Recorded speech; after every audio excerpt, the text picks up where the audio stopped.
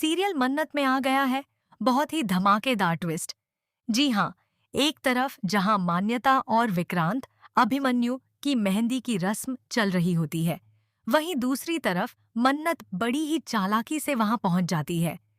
इसी दौरान एक ऐसा पल आता है जब मन्नत और विक्रांत के हाथों की मेहंदी एक दूसरे से छू जाती है।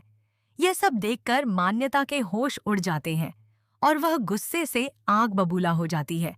आखिर आगे क्या होगा? क्योंकि अब मेहंदी की इस रस्म में बहुत बड़ा तमाशा होने वाला है। आपको क्या लगता है? हमें कमेंट करके जरूर बताइए। अगर आपने अभी तक हमारे चैनल को सब्सक्राइब नहीं किया है, तो जल्दी से कर लीजिए।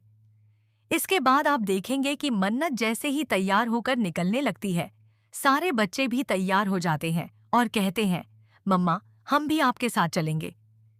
इस पर मन्नत उन्हें समझाती है कि यह एक सीक्रेट मिशन है, किसी को भी इसकी भनक नहीं लगनी चाहिए और वहां जाकर कोई ड्रामा भी नहीं करना है, वरना वह उन्हें अपने साथ नहीं ले जाएगी। बच्चे उसकी बात मान लेते हैं और फिर सभी साथ निकल पड़ते हैं। तभी धैर्य वहां आ जाता है और कहता है, अकेले अकेले कहाँ जा रही हो?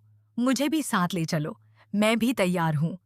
यह सुनकर मन्नत परेशान हो जाती है, क्योंकि अगर धैर्य उनके साथ गया तो उसका पूरा प्लान खराब हो जाएगा। तब मन्नत प्यार से धैर्य का हाथ पकड़कर कहती है, आप प्लीज घर पर ही रुक जाइए। रोनी पापा को अभी आपकी जरूरत है और मेरा जाना बहुत जरूरी है। मुझे सबसे ज्यादा भरोसा आप पर ही है, बाकी किसी पर मुझे बिल्कुल भरोसा नहीं है। मन्नत की बात सुनकर धैर्य घर पर रुक जाता है।